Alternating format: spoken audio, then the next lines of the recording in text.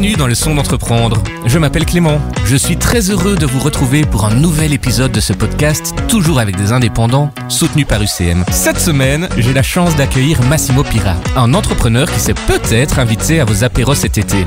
Vous aimez le gin? Il en a créé un avec ses amis, le gin de Namur. Son succès est tel qu'il a récemment déménagé son entreprise sur le mythique site de la citadelle de Namur. En plus d'une distillerie, Massimo et son équipe y ont aussi créé une brasserie, le Fief de Namur. Ne bougez pas, on en parle tout de suite dans le son d'entreprendre. C'est donc Massimo qui va nous raconter sa belle histoire aujourd'hui. Bonjour Massimo. Bonjour. Alors Massimo, tu n'as que 30 ans, mais tu es déjà une personnalité bien connue de la région namuroise grâce à ton gin et à ta brasserie. Dis-moi, d'où te vient cet amour pour ta région ? Alors, nous, il faut savoir qu'on est trois à avoir lancé la société BM Spirit qui est derrière le gin de Namur depuis 2021. Baptiste, qui est originaire de Floref, François qui habite sur le boulevard d'Herbat en plein centre de Namur, du coup, encore un vrai Namurois, et moi-même qui habite rue du Pont, qui suis un pontois en centre de Namur. Donc, ça, on avait tout intérêt à lancer un produit qui représente notre ville, parce qu'on a toujours été, on a toujours dit qu'on est né à Namur et qu'on mourra à Namur parce qu'on aime notre ville et on avait envie de faire quelque chose qui met en lumière la capitale de la Wallonie. Et vous vous connaissiez comment tous les trois ? Alors François, c'est mon meilleur ami depuis 25 ans. On s'est connus en maternelle. Baptiste, c'est arrivé un peu plus tard. En fait, l'idée de base de créer le gin de Namur est venue de Baptiste et moi parce qu'on travaillait ensemble. En fait, moi à l'époque, j'étais directeur d'un établissement en région namuroise pour un gros groupe. Et Baptiste était mon second. Et un jour, on s'est dit, tiens, le Covid arrive. On n'a plus grand chose à faire, on a envie d'avoir une autre activité. Et comme Baptiste est sommelier œnologue, on s'est dit, tiens, on va créer de l'alcool. Et on s'est jeté sur le gin, parce que d'origine, le gin est belge. Ah bon ? Avec la baie de Genévrier, c'est ça. C'est quoi être namurois pour toi ? Être namurois pour moi, c'est... Un namurois, déjà, c'est quelqu'un qui est fier d'être namurois, parce que à Namur, on est des vrais chouets, donc on est des vrais vieux de la vieille. Moi, j'adore passer dans les rues de ma ville et observer toute la richesse du folklore qu'on peut y trouver, notamment pendant les fêtes de Wallonie avec les molons, les ajoutes des échasseurs, les alfers, bref, j'en passe. Il y a tellement je trouve que Namur diffuse une âme pour tous les Namurois qui est hyper réconfortante. J'adore ma ville parce que c'est une ville calme, c'est pas la ville la plus festive du monde, mais il y a juste ce qu'il faut. On est assez lent à Namur, c'est vrai, mais j'ai tendance à dire qu'à Namur on prend le temps de bien faire les choses et c'est ça aussi que j'aime bien dans ma ville. Tu viens de le dire, vous avez lancé votre activité en période de Covid. Vous n'êtes pas un peu fou ? Non, parce que il faut savoir que nous, l'activité qu'on avait à l'époque, Baptiste et moi du coup, c'était de l'Horeca. Donc forcément on n'avait plus rien à faire étant donné que tout était fermé, c'était une période de crise.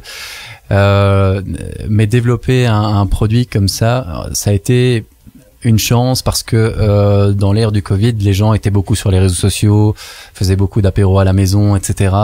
Et donc ça a été plutôt un propulseur que quelque chose qui nous a vraiment cassé dès le début. Tu connaissais le secteur de l'Horeca, mais lancer du gin, c'est différent. Tu as dû apprendre le métier ? Alors moi personnellement, je suis pas du tout dans la production de spiritueux à la base. Je suis plutôt orienté marketing et management hôtelier.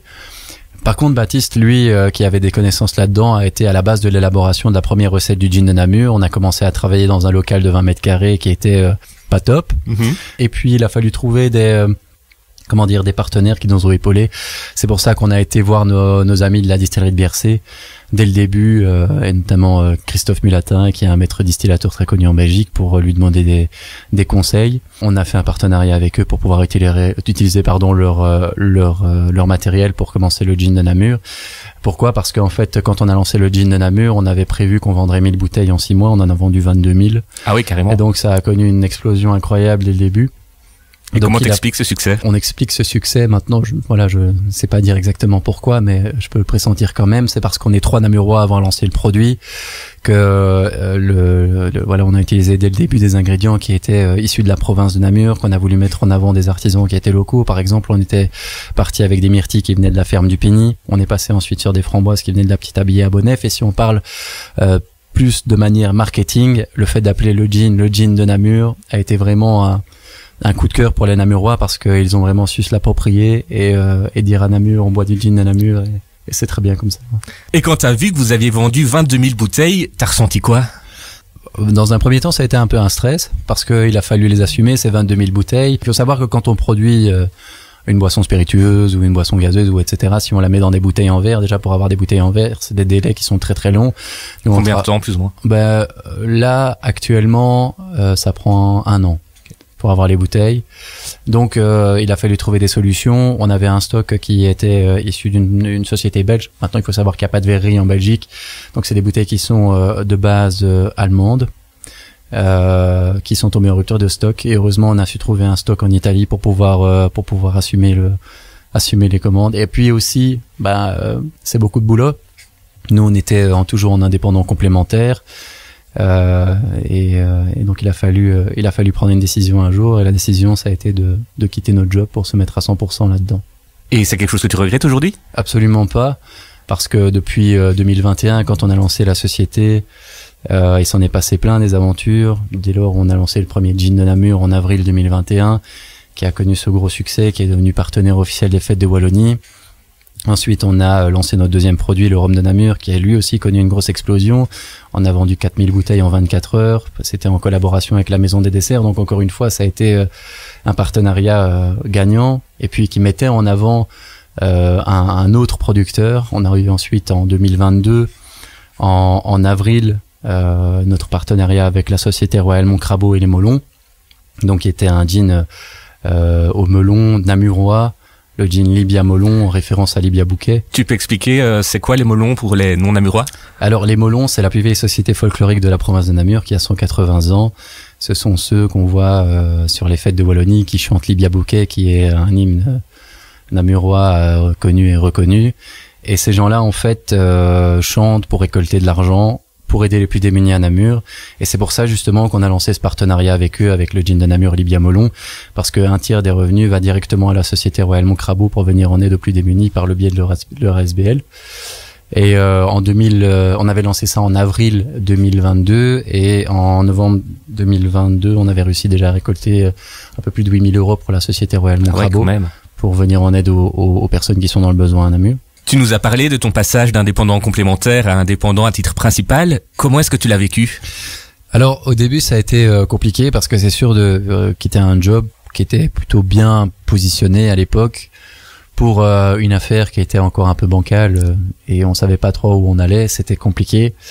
Maintenant, il fallait absolument mettre une personne dans la société pour pouvoir la gérer. Et il a fallu prendre son courage à deux mains et se dire, là, c'est le moment. Et pas déçu du tout, parce que au final, même quand j'ai commencé, et c'était un peu plus compliqué parce que mon salaire avait radicalement diminué, mais je le faisais pour moi. Et je pense que c'est ça aussi qui a été la réussite du gin de Namur, c'est d'avoir eu le courage dès le début de se dire, c'est moi qui vais reprendre les rênes de la société. Et c'est d'autant plus motivant de se lever chaque matin, de travailler chaque week-end, et au moins se dire, tiens, je le fais pour moi, je le fais pour développer ma société. Et quand on voit où on en est aujourd'hui, Baptiste lui aussi a quitté son boulot. On est deux à l'avoir fait. Maintenant, il y a 2 personnes qui travaillent actuellement à temps plein dans le gin Namur, une 3e bientôt. On a 8 personnes qui travaillent dans le restaurant.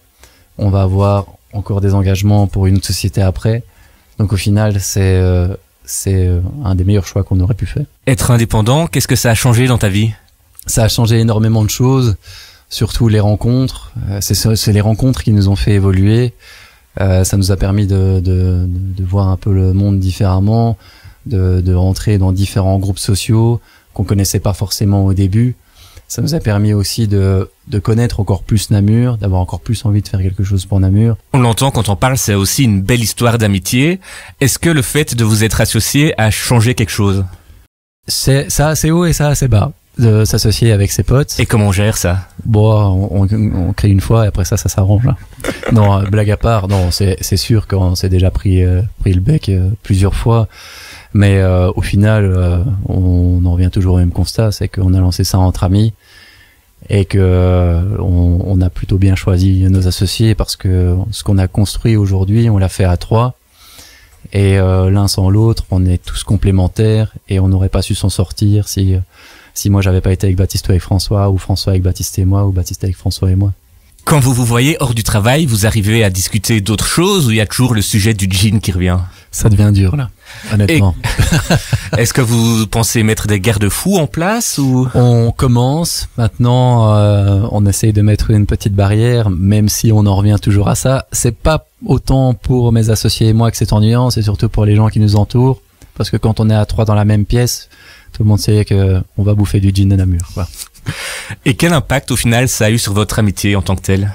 Je pense qu'au final ça l'a renforcé, clairement. Parce que ça a été une aventure de bout en bout et qui n'est pas encore terminée. Je dis de bout en bout, mais qui n'est pas encore terminée. Et on a encore plein de choses à vivre ensemble et on a encore plein de projets. On a ce nouveau projet là qui s'est développé récemment de s'installer à la citadelle de Namur, qui n'est pas encore tout à fait terminé. Et tu arrives à gérer le temps entre ta vie privée et ta vie d'indépendant? Ça, il faudra poser la question à ma compagne. Mais c'est vrai que c'est très compliqué. C'est un projet qui prend énormément de place. Comment je fais pour le gérer actuellement? Je ne le gère pas bien, soyons très honnêtes, parce que des fois on rentre pas le soir. Maintenant en plus quand on a 2 sociétés, je suis 3/4 dans le gin, 1/4 dans le restaurant. Baptiste lui s'occupe de gérer le restaurant à 100%, mais ça lui arrive encore de passer sur le gin. Il n'y a pas encore ce temps d'adaptation qui est passé, on n'a pas encore cette organisation, mais on est justement en train de mettre en place certaines choses pour être plus organisé, notamment par l'engagement de personnes. Là, on a maintenant un directeur commercial qui a été engagé pour le gin Namur pour recentrer vraiment le service commercial. On a une autre commerciale qui est là aussi pour l'appuyer. Puis moi, je m'occupe essentiellement de tout ce qui est la communication, le marketing. Maintenant, je suis très souvent sur le terrain, ça il faut le dire. Baptiste, lui, s'occupe essentiellement du restaurant.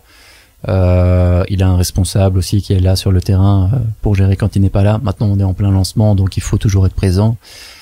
Alors, on met des choses en place, mais ce sont des choses qui prennent du temps. On essaie de garder un jour par semaine pour nous quand même, mais c'est quelque chose qui occupe une grande partie de notre esprit, même quand on est en congé, ça c'est sûr. Cette entreprise, tu l'as créée avec tes amis, tu viens de nous l'expliquer, vous avez engagé des gens. Comment est-ce que tu fais pour déléguer quelque chose que tu as toujours fait toi-même? Alors, là, le plus gros poste qu'on a engagé récemment, c'est le poste de responsable commercial chez le gin de Namur. C'est un poste très très important parce que c'est en contact directement avec les clients, donc il fallait une personne de confiance. J'ai pas cherché loin, j'ai engagé un de mes meilleurs amis et ça se passe super bien. En fait, on cherche vraiment des gens qui sont dans la même optique que nous, c'est-à-dire qui sont assez dynamiques et qui ont la même envie de développer le business. En fait, nous, quand on engage, on n'aime pas dire qu'on engage, c'est plutôt accueillir quelqu'un dans l'équipe parce que chacun a son lot de responsabilités et sait qu'il est là pour développer une start-up qui est assez jeune et qui a encore tout à faire et c'est très très motivant. Et aujourd'hui, quand tu repenses à tout ton parcours, c'est quoi le sentiment qui ressort? Je dirais plutôt de la fierté, parce que on a atteint quand même certains objectifs. Et quand on a les retours de gens qui sont des piliers namurois, je prends par exemple les Molons qui viennent nous remercier pour ce qu'on a fait pour eux. Ça, c'est clairement, c'est ce qu'on voulait. C'est pas que les Molons viennent nous remercier, mais pouvoir faire quelque chose pour eux, faire quelque chose pour Namur. C'était vraiment très très important, donc je pense que ce qu'on peut ressentir c'est de la fierté. Et si tu devais envoyer un message à tes amis qui sont aussi tes associés, ce serait quoi? Eh bien si c'était à refaire, refaisons-le. Et si tu avais un message pour d'autres indépendants qui justement hésiteraient à lancer aussi leur gin ou à se lancer dans leur activité? Faut surtout pas hésiter à se lancer en tant qu'indépendant, même si ça peut parfois être compliqué, même s'il y a plein de rebondissements, il y a parfois des barrières, que ce soit au niveau de la concurrence, niveau financier, niveau même parfois motivation, parce que c'est très très dur avec les contraintes qu'on a actuellement. Mais il faut jamais lâcher la chose et surtout aussi il faut savoir bien s'entourer. C'est très important d'avoir des gens qui sont là pour vous, que ce soit pour vous soutenir, mais que ce soit aussi des gens qui sont là pour vous donner des conseils, parce qu'il y a des gens qui sont déjà passés par là et qui sont d'une telle richesse en termes de conseils qui peuvent vraiment vous aider dès le début. Tu l'as expliqué, vous avez récolté 8 000 €, vous êtes partenaire des Fêtes de Wallonie. Qu'est-ce que tu ressens quand tu vois comme ça que ton gin maintenant est vraiment marqué namurois? En fait, le gin, on a essayé de le rendre namurois, mais ce qui est une expérience incroyable, c'est que au final, c'est pas nous qui avons rendu le gin namurois, c'est le gin qui nous a rendu encore plus namurois. Depuis qu'on a travaillé avec la Maison des Desserts, maintenant on fait partie de la confrérie de la Blanche de Namur et du Biétrumé, par exemple, parce qu'on utilise le Biétrumé pour le rhum. Je serai molonisé cette année, donc je deviendrai molon. Donc au final, c'est toutes ces aventures qui ont fait en sorte qu'on ait un ancrage encore plus namurois. Et c'est ça qu'on va essayer de faire perdurer dans le futur. J'imagine que ça doit être une fierté d'avoir déménagé à la Citadelle. Comment est-ce que vous vous êtes retrouvé là?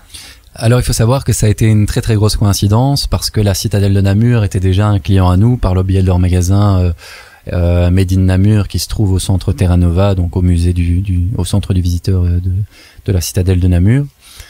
Un jour, on était en train de prendre notre café avec les gens qui tiennent le magasin parce qu'on s'entend très très bien avec eux.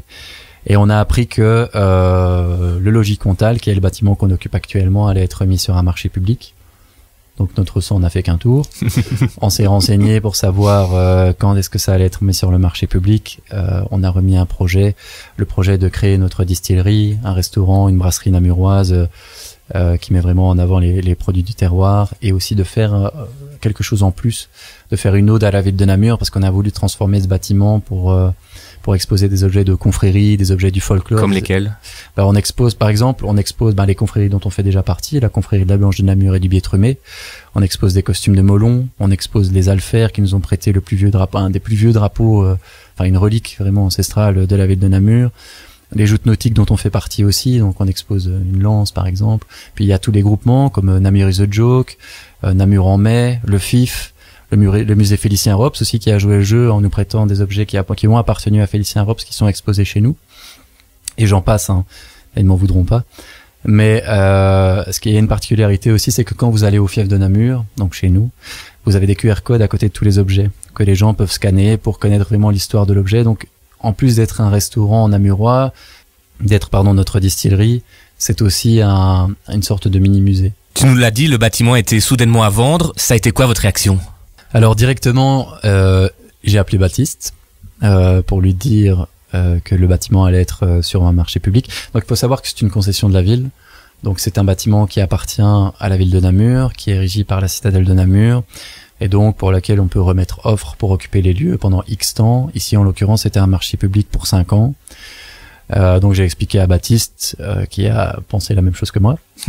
Ensuite j'ai appelé François qui a pensé la même chose que moi. On s'est rassemblés et puis s'en est suivi une semaine sans dormir parce qu'on a bossé à fond sur un dossier qui faisait 145 pages pour expliquer tout le projet. Bref, on a tout un process à respecter. On a eu quelques personnes qui étaient contre nous aussi, qui étaient en lice pour essayer d'avoir ce marché public. Au final, la ville a fait le choix de donner ça à des jeunes qui ont une société qui s'était lancée récemment et qui parce que je pense que ce que la ville a apprécié, c'est qu'on essaye de mettre en avant Namur. Et on avait déjà une légitimité par le biais du Gin de Namur. Et ce qui manquait un peu à ce bâtiment-là, c'était aussi un canal de communication fort. On a une communauté de gens qui nous suivent qui est assez importante, et donc ça nous a permis dès le début d'annoncer la nouvelle à tout le monde. Et il y a eu un engouement qui a été créé tout autour. On a mis en place un crowdfunding par exemple auquel les gens ont pu participer. Et voilà. Donc on a gagné ce marché public. Une petite chose aussi à savoir, c'est que j'avais dit que c'était un marché public pour 5 ans. Nous on a remis offre pour 10 ans et on a gagné sur 10 ans. Beau, voilà. Joli. Et comment vous avez fêté l'obtention de ce marché? On a bu un gin. J'étais très certainement sous à mon avis. Mais le lendemain, on s'est revus et hyper content, quoi. Le dire à toute sa famille. C'est une grande fierté pour nous de se dire, tiens, le Gin de Namur a été lancé il y a 1 an et demi. Et maintenant, il s'installe à la Citadelle de Namur. C'était clairement ce qui nous manquait. C'était un pied-à-terre. Parce qu'on avait toujours notre laboratoire à Templou. Et maintenant, on va pouvoir installer un alambic à colonne de 220 litres en plein cœur de la Citadelle de Namur. Donc ça a tout son sens. On pourra dire que c'est pour ça qu'on a appelé ça le fief. Parce que ça a vraiment son sens de dire le Gin de Namur, ça se trouve à la Citadelle de Namur, il est perché en haut à la Citadelle de Namur, quoi. Le fief de Namur, c'est aussi une brasserie. Qu'est-ce qu'on peut y déguster? Pour reprendre dans son contexte, donc le fief de Namur, c'est vraiment un ensemble de Namurois qui travaillent ensemble. Parce que là, on a, j'aime pas dire on a engagé, on a recueilli dans l'équipe plutôt 2 personnes qui prennent en charge la cuisine, qui sont Arthur et Val, qui sont 2 jeunes, qui sont exactement dans la même vision que nous, donc pour Namur, et qui ont envie d'avancer de la même manière, qui sont très dynamiques, et ça se ressent dans leur cuisine parce que il y a vraiment de la touche namuroise dans chaque plat. On essaye de faire premièrement une brasserie qui est assez abordable, donc qui est ouverte à tous. Ça coûte combien un plat plus ou moins? Bon, vous êtes si vous prenez les vitoulets, donc vous êtes à plus ou moins à 18 €. Pour info, un vitoulet, en wallon, c'est une boulette. Mais en gros, des subtilités, comme par exemple la carte traduite en wallon, des plats essentiellement namurois, le poulet Sambre-et-Meuse qui a été revisité, la boulette namuroise, donc le vitoulet de Namur qui a été revisité, la boulette sauce chasseur, on dit habituellement. Bref, tous des plats belges, du vol au vent, etc. Et on essaye de mettre en avant la gastronomie namuroise et belge en général. Vous arrivez à utiliser des produits locaux? On essaye essentiellement de travailler avec des produits qui sont namurois. Maintenant, c'est sûr qu'on ne peut pas trouver une variété aussi importante de produits dans le namurois, donc on va un peu plus loin pour aller chercher des produits dans toute la Belgique. Et je suppose qu'avant de sortir un produit, vous devez le tester. Ça se passe comment? Tu fais ça avec tes amis, je suppose? Alors déjà, on le goûte entre nous, Baptiste, François et moi. Et après ça, on le fait tester au meilleur juge. À l'époque, c'était nos parents. Quand on s'est lancé, forcément. Faut savoir que mon plus jeune associé, Baptiste, quand on a lancé le Gin Namur, avait 23 ans. Maintenant, il est pas beaucoup plus vieux, vous allez me dire, il va avoir 25 ans. Mais donc c'est par là qu'on commençait. Puis quand on a noué des partenariats, par exemple avec les Molons, on a eu de nombreuses réunions avec eux pour vraiment trouver la bonne recette. On était avec le conseil d'administration des Molons, on a fait goûter plusieurs fois. Pareil avec la famille de Hucorne pour la maison des desserts, où on a rencontré Henri et son papa à plusieurs reprises jusqu'à temps qu'on valide la recette. Voilà, on essaye de faire goûter ça à chaque acteur du gin. Et une fois que la recette est validée, que le produit est sorti, j'imagine aussi qu'il doit y avoir un certain stress. Au premier gin, il y avait un stress. Maintenant, ce qui est chouette, c'est que, étant donné que le gin Namur a fait son petit bonhomme de chemin, il y a quand même pas mal d'engouement, donc il y a un peu moins de stress. Mais ça reste très prenant, ça reste très très motivant de sortir un produit. Maintenant, si on parle de retour, c'est les différents concours qu'on a pu faire ces dernières années qui nous ont permis d'avoir vraiment un retour de professionnels, de se dire tiens, le produit qu'on fait est vraiment un bon produit. Par exemple, le gin de Namur bleu de Sambre-et-Meuse, le premier gin qu'on a lancé, a été classé dans les 15 meilleurs gins du monde en 2022. Impressionnant. Parce qu'il a gagné la médaille d'or à Francfort et à Lyon aussi. Et là récemment, le gin de Namur Libia Molon a été élu médaille d'argent au concours mondial de Lyon. Donc c'est là aussi qu'on voit de belles reconnaissances qui tombent, et ça fait très plaisir. C'était un objectif de gagner des médailles à des concours dès le début, ou c'est quelque chose qui est venu en chemin? Gagner des médailles, ça n'a pas vraiment été l'objectif. Par contre, l'objectif de début, c'était clairement de pouvoir faire un gin qui était de bonne qualité, de faire un produit qui était bien fini. C'est pour ça qu'on a utilisé essentiellement des ingrédients qui étaient issus de la production namuroise. Ensuite, il est venu l'envie de vouloir se développer sur un marché international. Et pour pouvoir démarrer sur un marché international, il faut recevoir des médailles, il faut faire des salons à l'étranger. Là, on a commencé à exporter un peu, mais vraiment cette envie d'avoir des médailles est venue vraiment après, quand on s'est dit tiens, on a maintenant 200 points de vente ici en Wallonie, on en a en Flandre, je ne sais pas vous dire exactement combien on en a en Flandre, mais il est temps de sortir un petit peu de la Belgique, et c'est ces médailles-là qui nous permettent d'amener des clients étrangers. Et comment tu expliques que toi et tes amis, au final, vous êtes des néophytes, et après 3 ans, vous êtes déjà dans les 15 meilleurs gins du monde, alors que j'ai l'impression qu'on fait du gin partout? Je ne sais pas. Je pense qu'on a un très très bon produit, et je pense aussi qu'il y a une chose qui se ressent dans la bouteille de gin Namur, c'est qu'on a fait ça, on a mis tout ce qu'on avait dedans, et on continue à faire tout ce qu'on peut pour ce produit-là, et à mettre en avant ce produit de la manière qui est la nôtre, c'est-à-dire d'une manière très familiale. Si on se rend sur nos pages Facebook, sur nos pages Instagram, etc., on n'essaye pas de faire un truc hyper professionnel, taper en anglais, machin. Nous, tout au contraire, on essaye de mettre des phrases en wallon, de montrer nos têtes sur chaque photo, et plutôt d'être les 3 mecs qui sont les bons copains namurois et qui en aimeraient bien traîner pour boire un verre, quoi. Combien de fois tu dois tester tes recettes pour arriver à un résultat convaincant? En moyenne, je dirais que pour faire un bon produit, on fait plus ou moins 6 à 7 échantillons. Donc ça prend plus ou moins 1 mois et demi pour élaborer la recette, ouais. Et j'imagine qu'en tant que créateur, doit y avoir un certain stress de se dire que peut-être que les gens seront déçus. Comment est-ce qu'on fait pour passer outre ça? Alors, il y a forcément des gens qui n'apprécient pas le produit. Par exemple, le melon. Il y a quelques personnes qui n'aiment pas trop ce produit-là parce que les gens n'aiment pas le melon, donc foncièrement, ça sera plus difficile de le faire passer. Maintenant, nous, on n'est pas du tout contre la critique tant qu'elle est constructive. Si quelqu'un nous dit j'aime pas ce produit-là parce que ça, on le prend toujours en considération, et si on voit forcément que si on fait goûter et que plusieurs personnes nous le disent, généralement on corrige. Voilà, on est plutôt très ouvert à la critique. C'est sur ces mots que nous allons clôturer notre épisode. Merci Massimo d'être venu nous partager ton expérience. C'était un vrai plaisir d'apprendre tous les secrets de la fabrication du gin. Merci à vous.